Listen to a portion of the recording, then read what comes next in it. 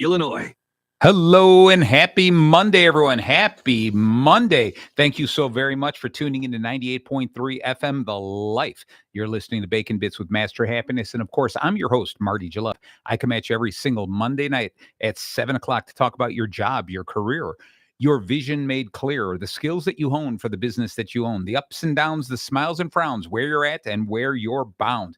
If you miss any of today's episode or any of the episodes, tune into the podcast, Bacon Bits with Master Happiness, anywhere you listen to podcasts for the recorded episode. As you know, every Monday, I'm on a quest to bring you the industry best, and it doesn't get any better than these two that are in the studio. My boys, Nate and Luke. Luke and Nate, lads, say hello to the world. Hello to the world. Oh, Luke, you know you do that every time, and it just gets funnier and funnier. You know it. You know it. So, as you guys know, we talk about every month now. It's always the second Monday of the month.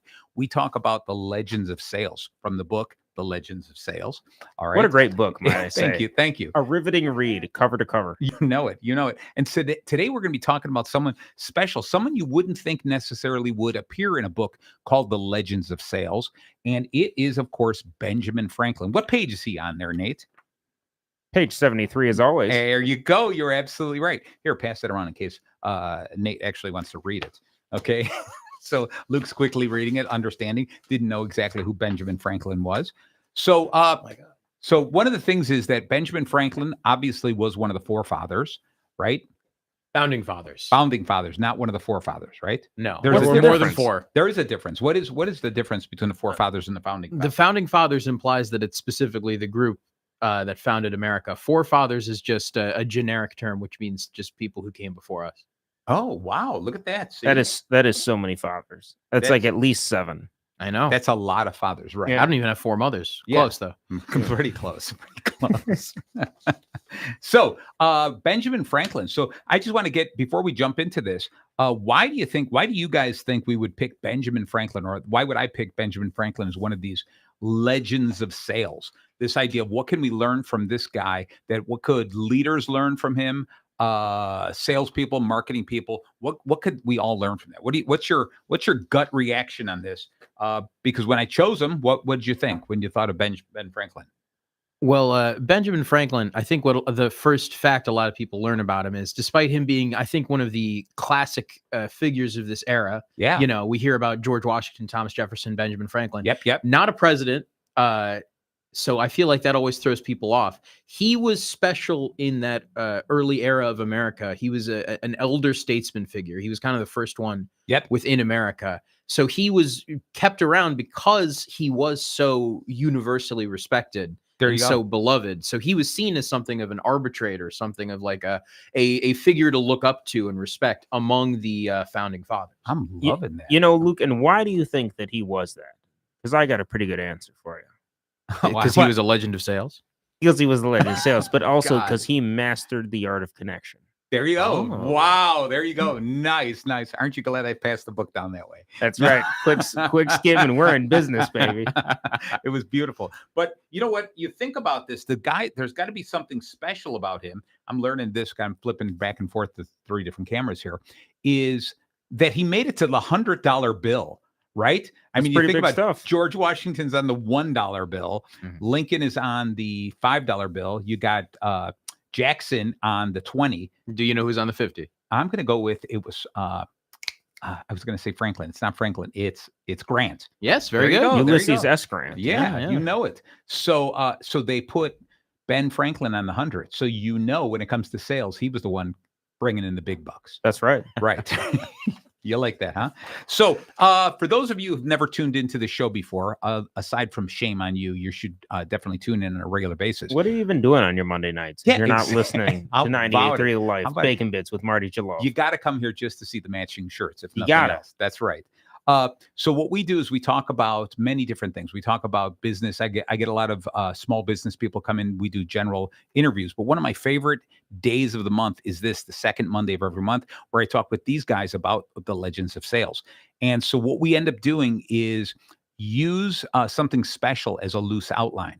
Now, we call the show Bacon Bits because obviously everything bacon touches becomes just a little bit better. So for the show, we do our acronym BACON, but we're not talking about the bacon for chewing.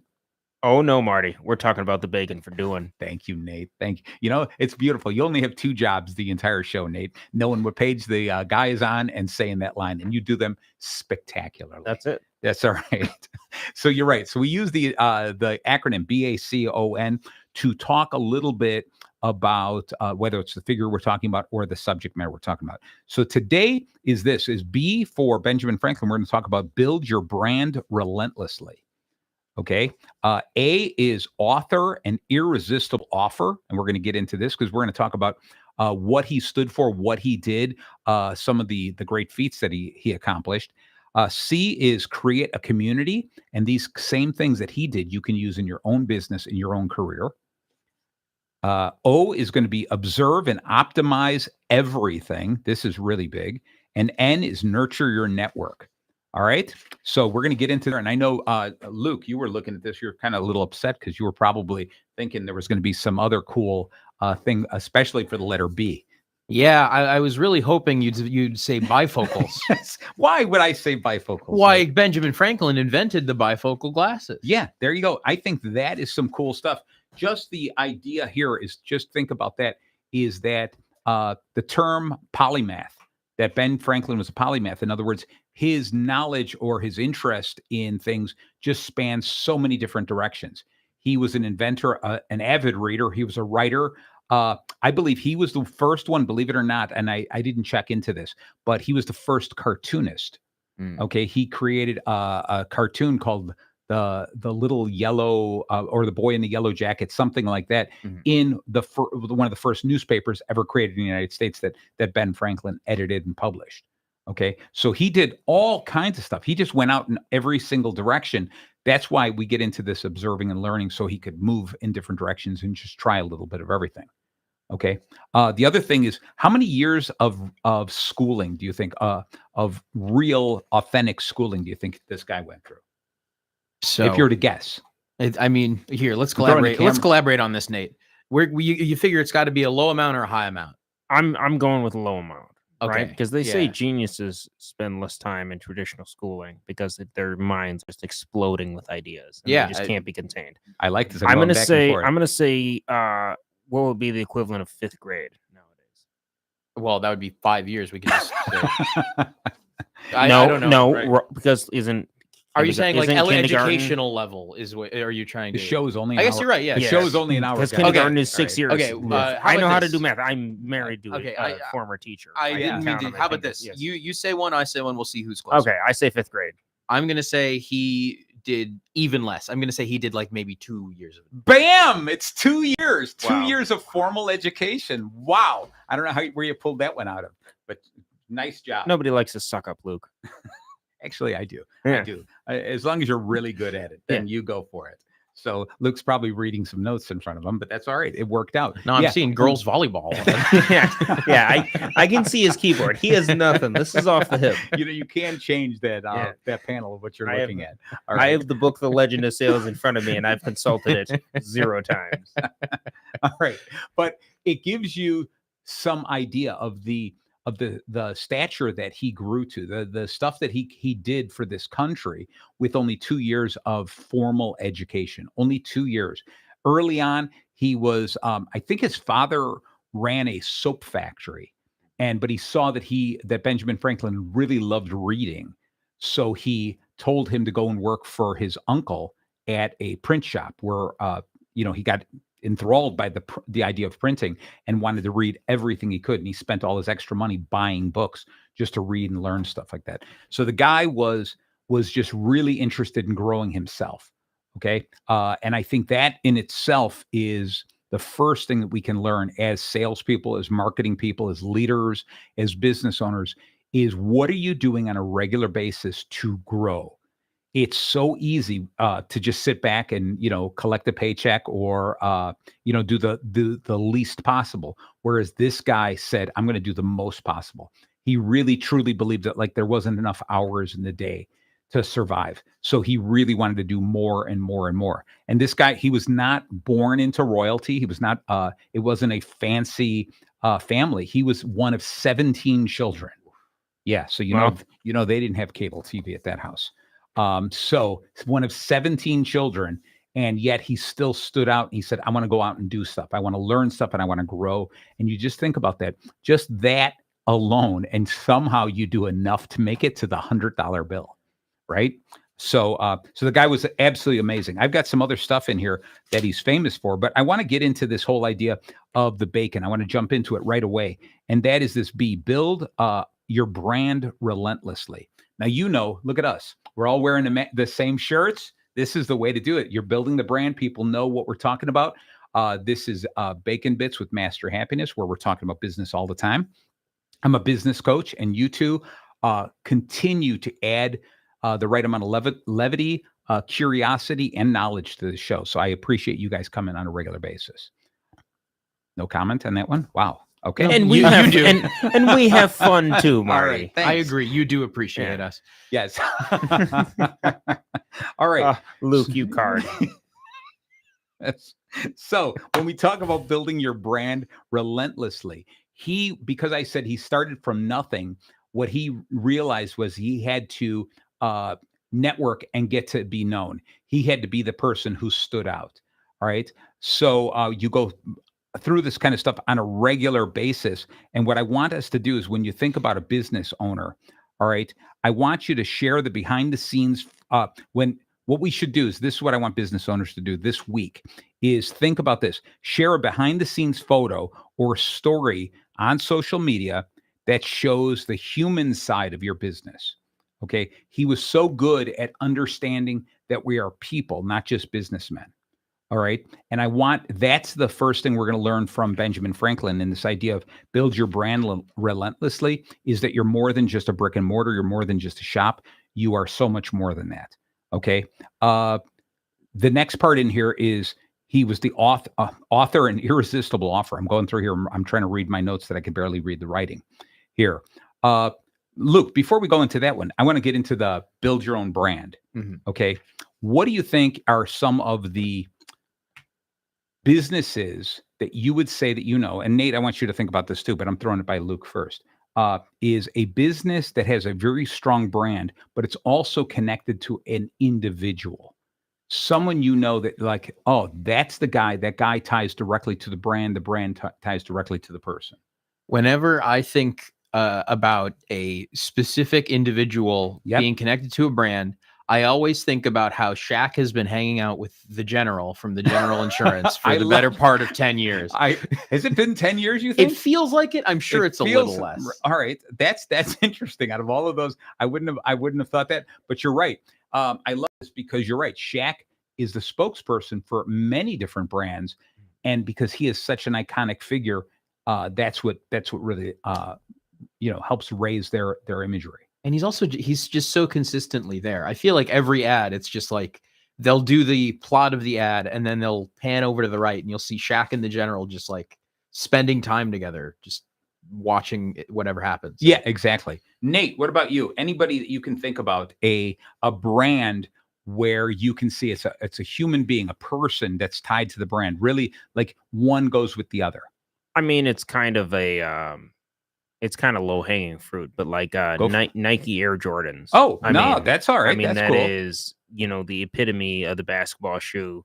I know growing up, especially when they were super popular, like you had to have them. And even if you weren't a basketball player, you wanted to have Jordans just to walk around school and, be one of the cool kids and kind of fit in. And for that, it is so solidified that like Nike's brand with Michael Jordan, even though they have so many other sponsors, so many other athletes and everything, just when you think of it, they're synonymous with each other. That iconic leaping for the net, that silhouette of Michael Jordan holding the ball with legs spread, jumping at the net. Yeah, it's so perfect because you tie it and you immediately know you're talking about Nike. Yep. Okay. And when you think about it, a lot of times, if you think of Nike as a brand, one of the people who comes to mind almost immediately is Jordan. Even you aren't even talking about the Jordan brand shoe. It's like it's right there. It's absolutely 100% synonymous, right? Okay, so the ones I was thinking of, I was going to go on the kind of the funny end, but it was Kentucky Fried Chicken. When you see the Colonel, now even though he's long gone, my $5 Phillip cups will fill you up. There you go. But to me, the person who's probably the most iconic is going to be Steve Jobs and Apple. Okay. And again, long gone. But when you talk about when you talk about Steve Jobs, you can't do anything but connect him with Apple. All right. And so tremendous. Great. Man, those are all great examples here. All right. So what we have to do is when we're talking about building your brand relentlessly is you've got to live your brand's values. All right. And so anybody, any specific person who is going to be the representative for that brand has got to really identify with and really live those values. Can't deter away from it. Now, there was another guy who was a spokesperson for a brand and kind of went against the values. And then it kind of like they made sure he disappeared. And that was the Subway guy. Jared. I thought in my head, I was like, that can't be who you're about to talk Yes, about. But I'm not going to talk about him anything more than that. But in other words, this is somebody who just didn't necessarily follow the same values that Subway follows. And he was scrubbed from the internet. There you go. I cannot believe that. I would say like maybe the ShamWow guy. He went to prison, but just for like I think like tax fraud or something. Okay. Yeah, it was for something cool. Yeah, That was true. All right, which maybe that isn't ShamWow's brand. I don't know. Yeah. Was it ShamWow or I don't know. See, I don't know. He's not as memorable. Now Billy Mays. Billy Mays. He was a man of high honor. Yeah, and he didn't go to prison. We all know, and that's what I'm saying. He died a hero. He died a hero. There If you you ever go. say Billy Mays did anything wrong. No. Wait, he died a hero. I love it. Then there was we got another guy coming up in another episode that I just was about to say it. Flip to the book. You'll find him. You know the guy I'm talking about. Yeah. Yeah. There's the guy with the guy with the Ron thing. Popeil. That was it. Yeah, old Ronnie. Ron Popeil. That I love that look on your face, Luke, as I just turned the camera on you. Ron Popeil was the inventor of the pocket fisherman. Ah, right. You've all heard of it. You've all used it. You all love it. That was the thing. Ron Popeil was like all these really cool gadgets that were so kooky, but for some reason, the way he sold them, you were like, I gotta have it. I gotta have it.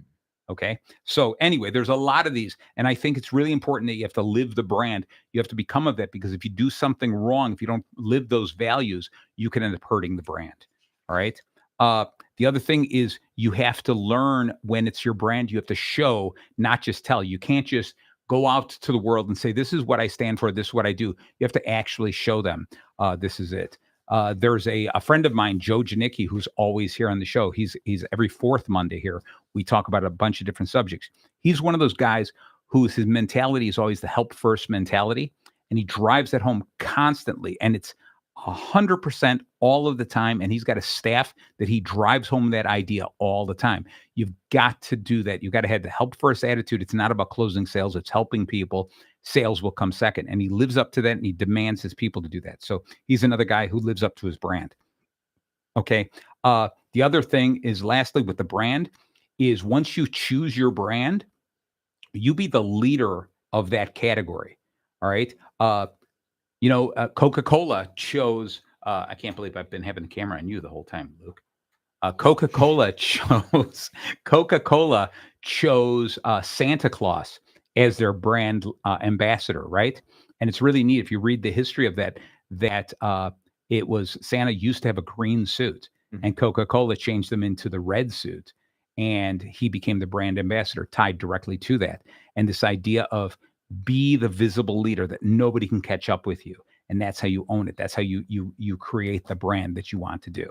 All right. So Benjamin Franklin, I think, fell into that wholeheartedly. He stood up. He didn't back down from anyone. He was the first person, I think, that signed not only the Constitution, but the Declaration of Independence and a couple of other treaties with other countries. He's like one of the only people who signed like 4 of these different documents. Yeah, you're like thinking about it. The word first kind of threw me off. But if you're saying like he's one of the only people who was signing all, he signed. He not necessarily the first, but he was like the only person to sign all of these.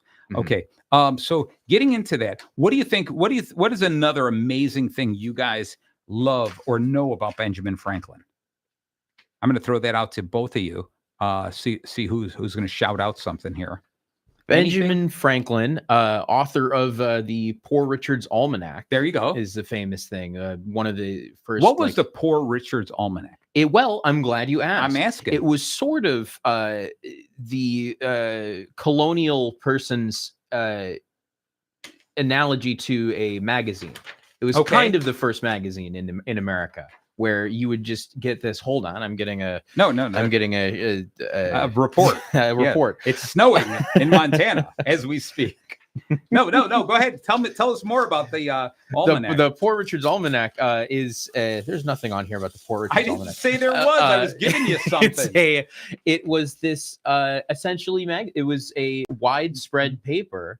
Yes. That Benjamin Franklin founded that was for farmers, and it had all of this other stuff. I'm pretty sure that's where the cartoon you were talking about was from, and it was just like this paper that he was able to spread around. Okay.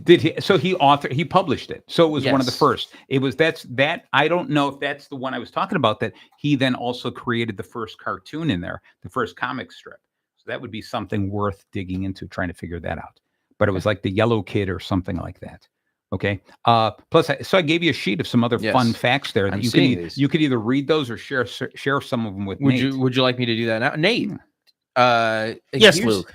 Here's a fun fact I'm seeing. Lay it on me. Ben is frequently misquoted. You may have heard the phrase "a penny saved is a penny earned" attributed to him. You may have. I may have. But he never actually said that. Son of a gun. What he did write in Poor Richard's Almanack, which I was just talking about, Right. is a penny the saved. almanac for the poor person. Yes. Yes. A penny saved is 2 pence clear. That's the actual quote. So, not that much of a difference in meaning, but No. I think they just updated the wording so we would understand. Similar to how the quote, not all that glitters is gold. The Yes. actual quote is not all that glisters is gold. I hate that. What I like about that, though, is that we've just lost all our listeners. you just this is the They're sound of 1,000 they're like radios going, being shut off across wow, Lake County. This is what we're doing. You think there were that many on? No, but the thing is like in a penny saved is a penny earned versus whatever Luke just said. Yes, exactly. Penny That saved other is one. 2 pence clear. Right. It's showing the idea that you just gotta. I lost my. Luke said glistened and it just went out the window right there. Glistles. That's terrible. But no, it's like no more glistening. It's if you are investing your money wisely and you're specific with how you spend your money, sometimes taking the obvious route with whatever you put it into might not be the best thing, and it's better to hang on to it and review it. Okay, I'll buy that. There you go. You saved yourself. Yeah, that was tough. We circled around twice. There you go. And so this other thing I want to tell you was, did you know that Ben Franklin played several musical instruments? All right, did he really? Including the violin and the harp and the guitar. And he also, this is what's cool because he was an inventor. He invented a glass harmonica. A glass harmonica, which he played by touching the edge of a spinning glass with damp fingers. So he invented that. Is it really a harmonica? That's what they said. That's what the Google said. Huh. So it's got to be true. I mean, all right. It's got to be true. I don't know enough about harmonicas to argue with you, but that doesn't seem like the same thing. I thought he just formed a glass harmonica. Which sounded cool until I read the rest of it. Yeah. Yes. All right, Luke, do you have one more and we'll get back to Well, I just wanted to say, and this actually isn't on the sheet. Okay. We talked about a quote he didn't say. A quote he did say that is all that is certain in life is death and taxes. That was he did say that. Yes, this was in a letter he wrote to someone. And I think that he's right about that. And I think you can apply that to business. The fact that Benjamin Franklin felt it necessary to say this, that he says that some things are certain, like death, like taxes. Yes. The fact that some things will end, the fact that you can't just go through life unmarred, that you will have to secede certain things. But the other part of that is nothing in life is certain but those things. That's true. So that means there's plenty of other stuff that you may think like, oh, well, this has to happen. I have to do this. But maybe it's best to keep an open mind. So we're gonna jump back to the bacon, but I want to jump into this other thing. Is that one of the things that made Benjamin Franklin who he is? And if you read his autobiography or skim it like I did, okay, he talks about how he grew and created 13 virtues 13 things that he said, this is what every young man, any person, I guess, should live by to become a better version of themselves. And it's interesting because he had written 12 of them, and then a friend of his added one more at the end and gave him one more. So it's interesting. So his first one of the 13 is temperance. Eat not to dullness, drink not to elevation. All right. So this idea of it's okay to eat and drink, but just don't overdo it, which I find is interesting because he was the portraits of him is always a kind of a larger man. Yes. So he might have liked the virtue, but maybe didn't live true to it. Okay. Silence. Speak only what may benefit others or yourself. Avoid trifling conversations. And I really like this one is that goes with that other saying that he didn't say about small minds talk about people, average minds talk about events, great minds talk about ideas. So he was one of those people, I was going to be silent, want to listen, and then only talk when it was appropriate. And I think that's why he got a great following. Okay, this next thing is order. Let all your things have their place. Let each part of your business have its time. You just think about just those immediately. This guy like really wanted order in his life. Everything had to be done a certain way. Now, immediately you start going through, and I'm going, I can't disagree with him. I'm not saying I'm going to live by these rules, but they're all good rules. I think there's a lot of that to say though for people in business and in their own lives. And I look back at, some of my drivers, and like if they're running late and we start talking to why are you always late to work? Let's go. You work backwards, and it's the steps that they're taking the night before. Well, I didn't make my lunch the night before, so then the morning of I slept a little bit later. Then I had to make my lunch, and I was running late. I had to let the dogs out, and then all of a sudden you have this whole chain of events that if you consistently do and have your life in order and everything where it should be, the ability to complete the tasks that you set out for the day are going to happen like every single day. Yep. I agree with you. So I really like that. I think there's a really important place to that. And as you're talking to people, and a lot of times with a new startup or a business or something like that, people are all over the boards. They got 1,000 ideas, they got offers, they got whatever they're doing, and there's no consistency, there's no plan. And without that, you see that things start to fall apart. I like it. Because you know what? As soon as you have an employee, or if you see it in yourself, you're coming late all the time, you're keeping your workplace sloppy, whatever the deal is, you've got to ask yourself, am I making this a priority? Do I think of this as something that's important to me? And if you have employees who are showing up late to meetings all the time, you watch them in the parking lot. If they walk by garbage that's sitting in the parking lot, and they just walk over it as opposed to picking it up, you look at that and that immediately tells you they're not interested in helping the place look better. They're not interested in being a member of this organization. And so it's a telltale sign, might be a telltale sign that they're not prioritizing the business. And that's one thing with looking at employees, but we also have to look at ourselves. Are we prioritizing? And I love that example you gave, Nate. That it ties to it. And if you say, I want to grow with an organization, I want to become a leader in the organization, look at something as simple as that. So he also mentioned resolution, frugality. I'm not going to read all of these. He got into industry, lose no money, be always employed, and something useful. Cut out all unnecessary actions. So I like, it made me think a little bit about you, Luke, when you were talking about how you're trying to stay off of social media and like that. Sure. And I dig that. So I like where your head is going. Sincerity, use no hurtful deceit. Justice, wrong none by doing injury or omitting the benefits that are your duty. Moderation, avoid extremes. Cleanliness, tolerate no uncleanliness in body, clothes, and habitat. Tranquility, be not disturbed. Chastity, rarely use venery, but for health or offspring. Never to dull the senses, weaken, or injure yourself.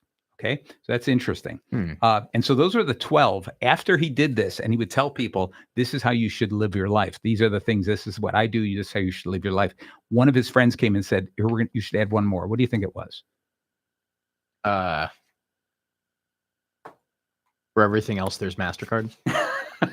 So close. It was for everything else, there's Master Happiness. There you go. Yeah. It was humility. They told him, why don't you pick up on humility too? Stop telling us all how to lead our life.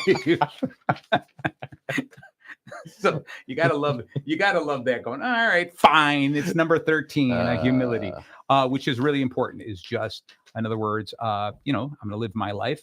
I can help guide people, but I'm not going to treat them differently just because they don't follow my set of rules. But what's interesting is rooted in so many of those is both everything within moderation Yes. and having like a precise thought out step to everything that you do. Purpose, right? Yeah. Plan, purpose, and moderation. You got it.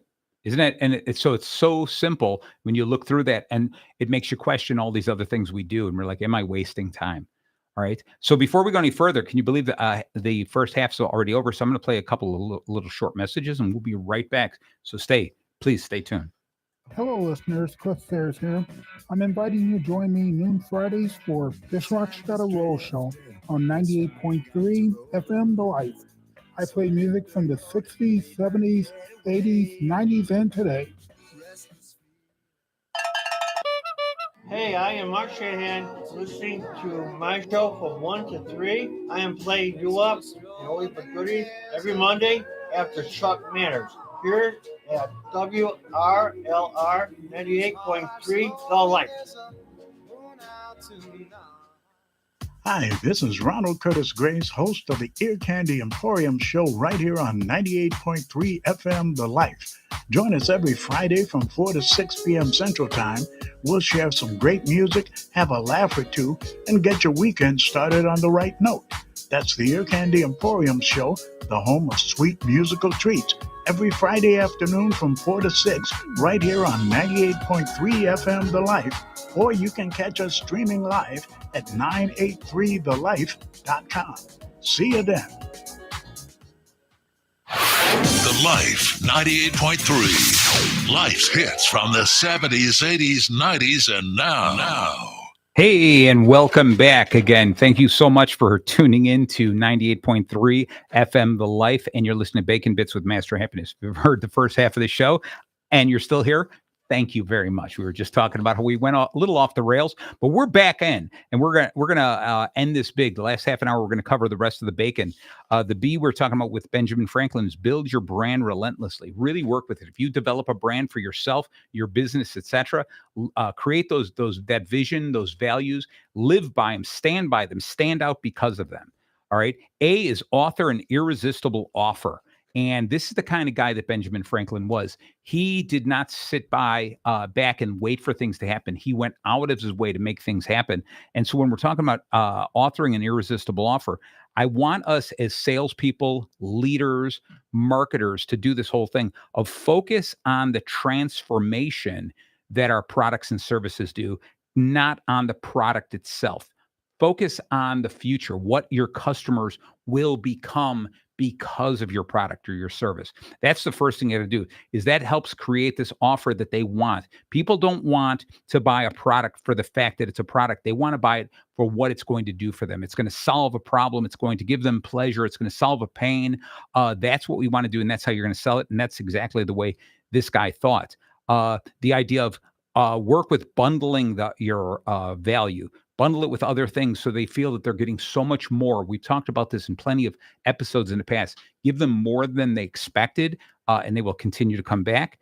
And then also reduce the risk of everything that you offer. Make it so that if I buy something from you, I know that I can maybe get my money back or something. It's an easy return policy, easy to exchange, something like that to eliminate the risk. Okay. Franklin's subscription model made a large collection of books accessible. So he was like one of the first to create a library like that it was easy for you to borrow books from him and return them. It was easy for you to want to know Benjamin Franklin. All right. So I want you as a business, before we get into a little more detail here, is review the copy on your main products page. Review how you write, how you promote yourself, and take a look at that first paragraph and focus entirely on what your customer actually desires. Too often what we do is we talk about the features and benefit of our product, and instead take a note out of Benjamin Franklin's book, who's been very famous and very successful at these tactics, is what is the customer going to go through, that transformation, that metamorphosis. So, Luke, about one of the ways that Benjamin Franklin sold, and it is a technique that they talk about, the Franklin technique, or the Franklin format. And what it's about is, most salespeople think of reciprocity. In other words, I'm going to do you a favor. I'm going to be really kind to you and nice to you. And then out of obligation, you feel like you should do something for me. So Benjamin Franklin went with the Benjamin Franklin attitude was, if you didn't like me, let's say for some odd reason, Nate, for some reason, you're my customer and you don't really care for me. You don't trust me. You don't know if you want to do business with me. So the first thing that I would do is I would come to you and ask you to do me a little favor, just a little something. I ask you to do something for me, right? And it tricks your mind because you're sitting here thinking, well, I don't really like you, but it's such a small favor. Sure, I'll do it.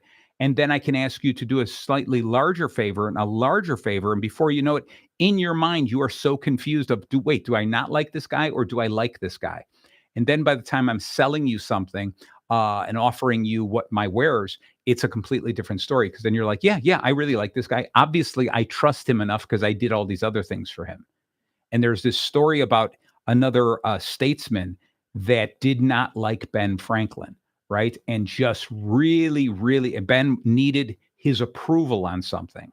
And the guy had an extensive library of books. So Benjamin Franklin went up to the guy and asked to borrow like a first edition beautiful book of his and said, look, I would love to read the first edition book. And the guy was excited about it because he knew he had a great library, loaned the book to him. He read it, brought it back. The guy was happy. And then from then on, it created this great relationship. And that was the basis of it, is this idea of asking for that favor first, have them do something little, because we're humans. We want to be friendly with other people. Do something little, and you can come back later for something larger and larger. Any comment on that, you guys? Yeah, and I think the other unspoken benefit of that is fine. Oh, no, you know what? No, you're not on, but now you are. Go ahead. Okay, It sounded funny. Yeah, there you go. The unspoken benefit. I think the unspoken benefit of that is then that also displays to this person that you're doing small deals with that, in Benjamin Franklin's case, Right. for instance, he's bringing the books back. Yeah, so he's he's engaging in the trustworthy. books. Right. He's clearly not going to, he's not just like immediately forgetting about what happened like the second he walks out of that library. Right. So even if you don't realize it in the moment, you are slowly realizing, you're like, okay, this is a source of commerce or Right. trade. Yeah. And I think what's cool is it ends up being that, well, he likes something and I have. He's making me feel needed, right? And necessary. And everyone wants to feel that way.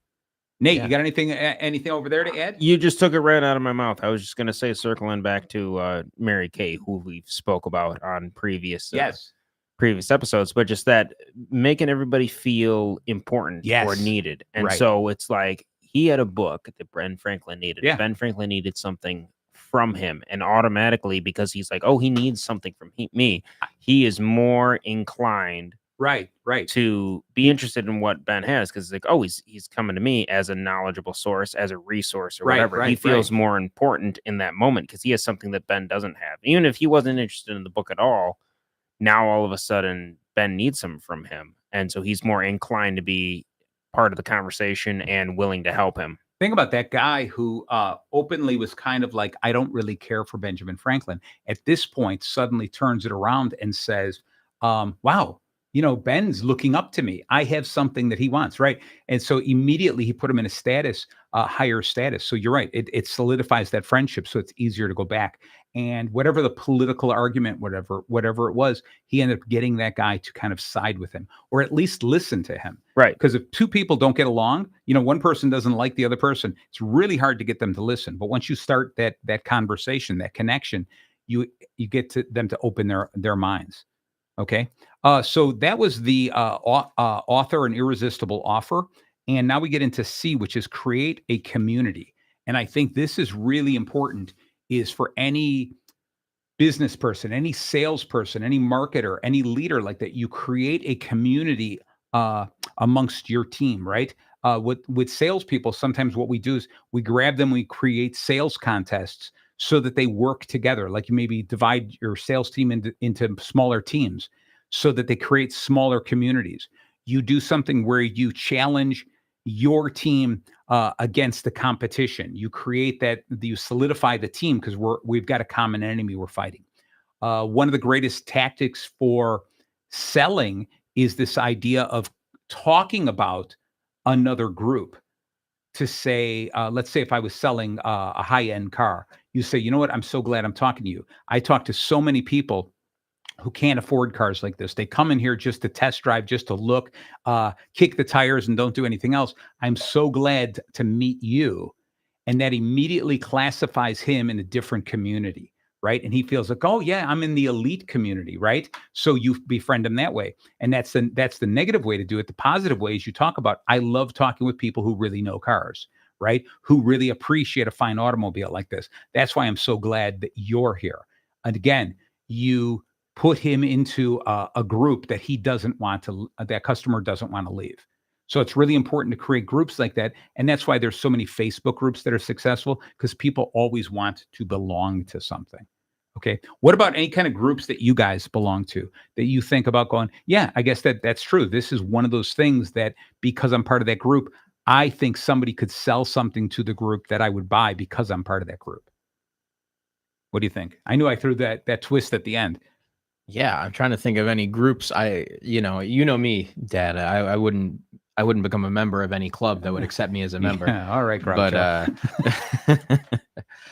But yeah, I mean, there have certainly been like, I mean, even in the modern sense, there are like you'll get like multiplayer online video games. Yep. And it'll be like, well, my friends are all buying it to play it, and this will be a way for me to spend time with my friends. So I guess I'll have to buy this, even if it's not something I'd buy. Right. Because you want to be part of it. Yes, yeah, I can dig that. That fear of missing out or not being part of the in crowd. Yeah. That's right.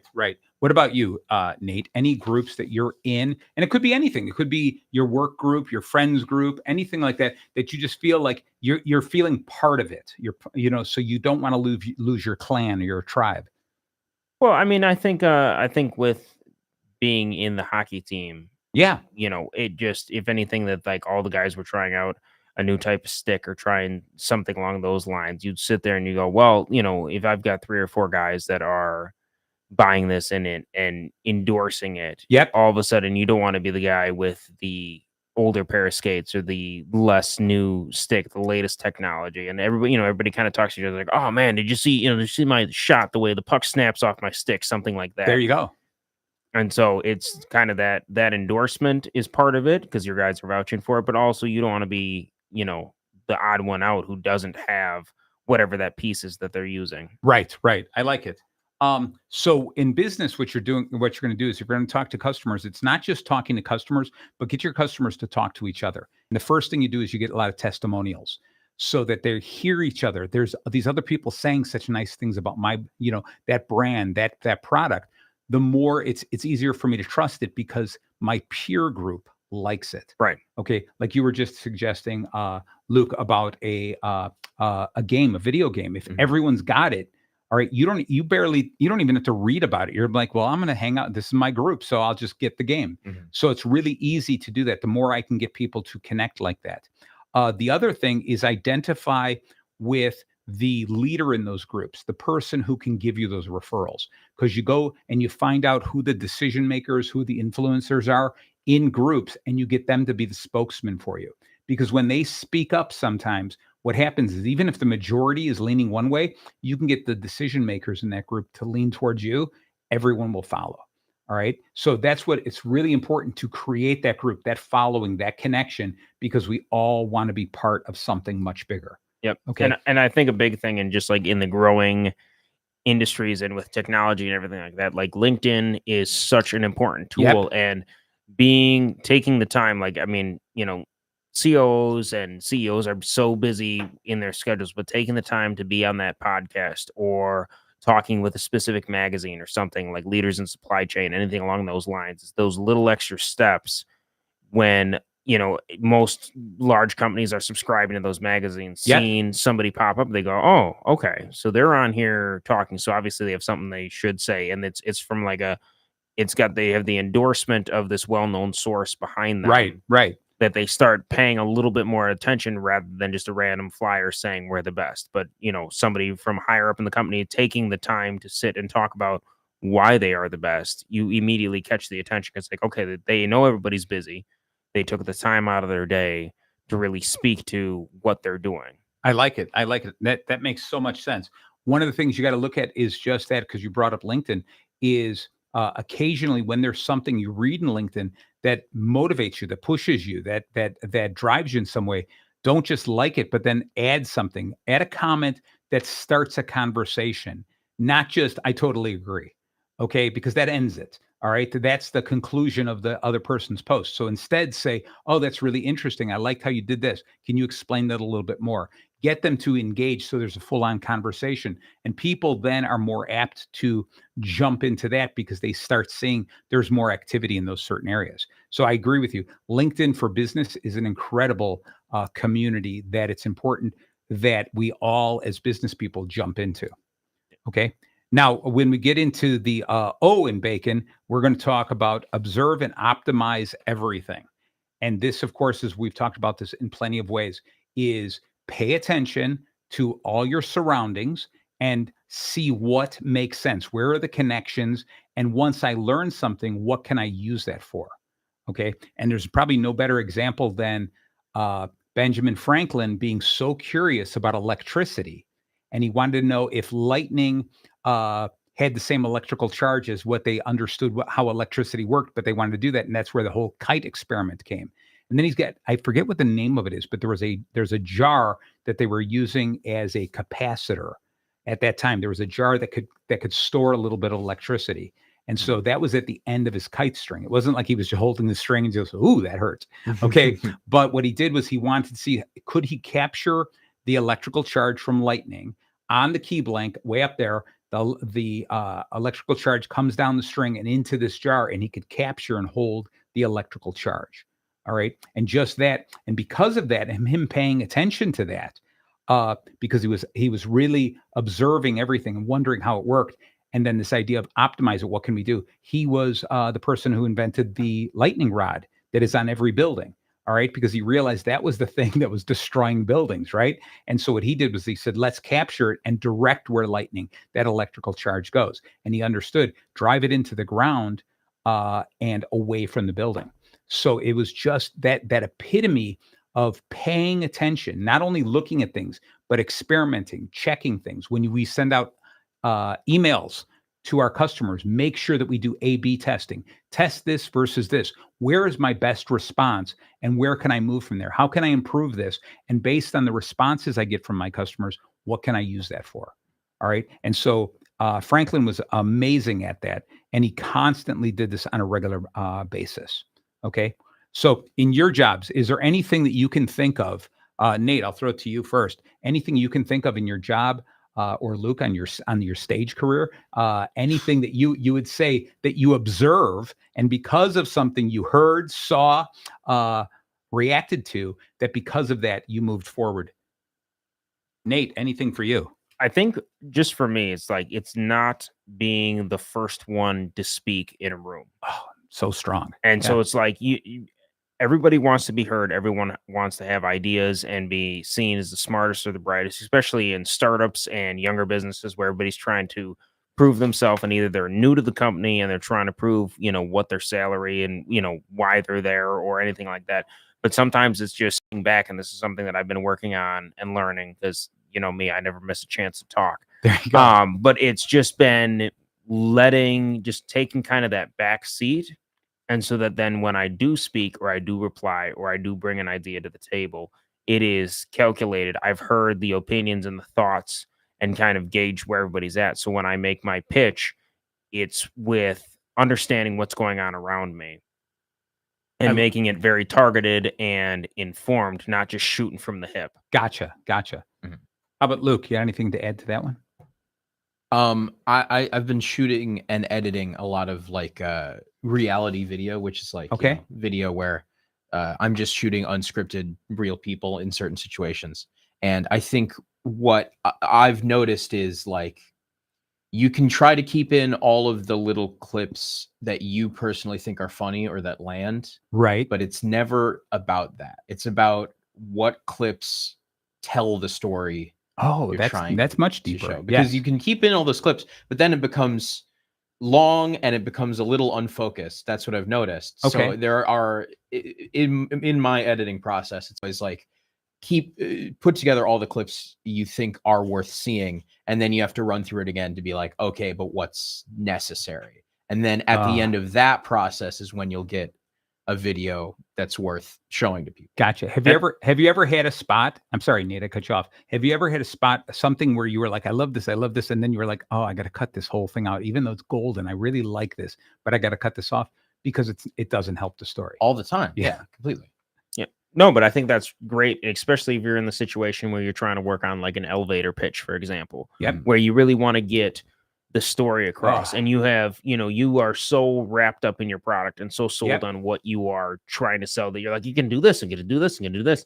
And you're, 3 minutes in and you haven't even described what you're selling yet. And so it's like that idea of really honing in on what tells the story or what conveys your message clearly. Yeah. And being able to kind of just streamline it down to that is just such an important trait to have. I like it. So one of the cool things, I'll give you a little pitch on elevator pitches that I believe when I talk to people about creating theirs is I go end with the elevator pitch, but start with a stairway pitch, work your way to an escalator pitch, and then come back to the elevator. And what I mean by that is imagine you're talking to somebody you really want to talk to, and you have a staircase, along multiple stairs you're walking. So in other words, it's a longer conversation, but you still have to get to the point. You have to cut to it because you don't want that person just walking off on any floor from you, right? So what you're doing is you write the long thing, brainstorm all the things you want to talk about, then make it as concise as possible. On an escalator, when I only have seconds, like we're crossing each other, one person's going down and I'm going up. What can I say? What's the most important thing? What's the most important part of my message that I can share at that split second? All right. And once I have that done and I have all my beefy material, like Luke was saying, all the stuff that I'm going to cut stuff out, then and only then do you bring it together and you find the right words. It's not as long as what you would say on a staircase, and it's not as short as you'd say on an escalator. And that's how you perfect your elevator pitch. Yep. Okay. But you got to work from both ends. So I love that. All right. So we get into this. This is observe and optimize everything. So some of the things I want people, business people, to understand is sometimes we sit here going, I don't know what I'm supposed to measure. I don't know there's too many different things. So just for now, pick one KPI, one little thing, one metric that you want to cover, one thing that you want to measure to see if it works, and then tweak it accordingly. And then once you get used to that, find another thing. Something else that you can measure. Just do one little thing. Okay. It's when you're asking for feedback, it's the same thing. It never hurts to just start. Ask one customer for feedback, then ask 2 customers, then ask 10, then ask 100. But find those things and see if there's any one little thing you can tweak, one little change. Because when we sit here going, we got 100 different things, the customers are saying we should change all those, it's overwhelming. So instead, just optimize one thing at a time. All right. That's what's so important. All right. And so as we're coming to the end of the show here, the last letter is N, is nurture your network. And I think this is really important here. And I think we've even used the idea of nurturing your network on other shows with other people. But it's so important that no one man is an island, right? You are trusted more because of your allies. You have to create this community around you that trusts you, relies upon you. And so that continues to escalate you and elevate you to that high position. We go back to Benjamin Franklin, a guy with only 2 years of formal education, right? A guy who is self-taught in so many different things. He is, he created the Franklin stove. And I don't know why I brought it up now, but that was one of these things that he said, it's really cold in these places. People don't want to only just live by their fireplace. So he created this Franklin stove and did not patent it so that anyone could make it for themselves. Wow. Okay. So he was like one of these people really thinking of all of humanity. But the idea of nurturing that network was he had such a strong following, so many people who stood behind him and trusted him because he was a loving, caring person, that he was the one that the United States sent to France to negotiate for us. All right. And because of his eloquence, his understanding, and his charisma, that's when France ended up backing the United States at that pivotal time in our history. So that's what makes him such a famous person. He knew how to network. He knew about his brand. He knew what he was, what he could be, and he continued to strive to be the best version of themselves. Okay, so with that, I'm going to ask you this. If Ben Franklin was always doing this, always striving to be a better version of himself, all right, always trying to learn something and do something. So for me, you look at this. I love reading these small versions of the books, the little clip, like the cliff notes of books, just to get the information. And I love getting that information and then sharing it on the show here. I've published 5 books. 5 different books. I've got 2 patents under my name because I just have always lived the life of saying, if one person can do it, I can do it too. Mm-hmm. Okay. I always laugh because, Luke, you gave me the greatest compliment one day, and you said, Dad, you're the only one who could pretend to be a doctor and actually pull it off. Okay. So I love that. I'm not going to actually do that, but I love the compliment. So I want to ask you guys, what are you doing? What is something that the 2 of you are doing that you would say, I'm doing this to become the better version of myself? And I know I'm throwing you the curveball. You didn't expect this question, but I want to push you as your dad, as your papa. I want to make sure that I'm pushing you ever forward. Every year, yes. I participate in a particular internet art competition. Okay.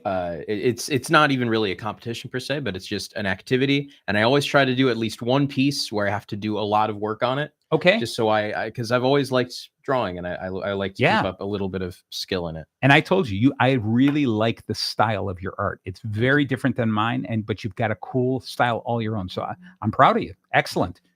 Nate, what about you? What's the one thing that makes you the better Nate today than you were yesterday?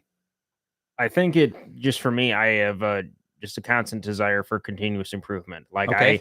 I enter every single day trying to be a little bit better than the day before. So it's whatever I do, be it from human interaction to something I accomplished at work or anything like that. It's just for me, when I walk out of the office at the end of the day, I want to know that I either learned something or did something a little bit better than I did before. And so just being a sponge to everything around me, both as I work with, my managers and my supervisors around me, learning from them on all different levels, be it something simple as I learned, how to do something with pivot tables and Excels, to learning from the way that my HR manager dealt with an employee's problem. But I want to try to always walk away from every single day with being slightly better or slightly more knowledgeable in something. I love it. It's just a push throughout the course of the day. We've got to push ourselves. If we're not pushing ourselves, no one else is, right? So at the last couple of seconds of this show, we've been talking about Benjamin Franklin, this polymath, this guy who strived for knowledge, self-taught in so many different areas. And so you've got to hand it to him, because not only did he just learn this for himself, but he did so much to help the community. He was big about helping as many different people as possible. He just wanted to continue to invent, to write, to share these ideas. The ideas and the thoughts were bubbling out of him. This guy was so famous with just very little education. Even though he wasn't a president of the United States, which I always wonder why he wasn't. I don't know why he didn't run, but he was still considered one of the founding fathers of this country, one of the greatest men who brought us to where we're at today. So follow in his footsteps and go out of your way, become the best version of yourself, whether you are in sales or not, whether you're in marketing or not, whether you own your own business, whether you're a leader or not. You can always work hard to try to become the best version of yourself. I want to thank you guys all so very much for being here. I thank you to my boys. Thank you guys. All right, for being on the show. This has been about Bacon Bits. This is Bacon Bits with Master Happiness. We've been talking about Ben Franklin. Tune in next week. And if you missed any of today's show, tune in later in this week to Bacon Bits with Master Happiness, anywhere you listen to podcasts. Thank you very much. Have a wonderful, wonderful night. Have a great night. WRLR 98.3 FM LP, Round Lake Beach, Illinois.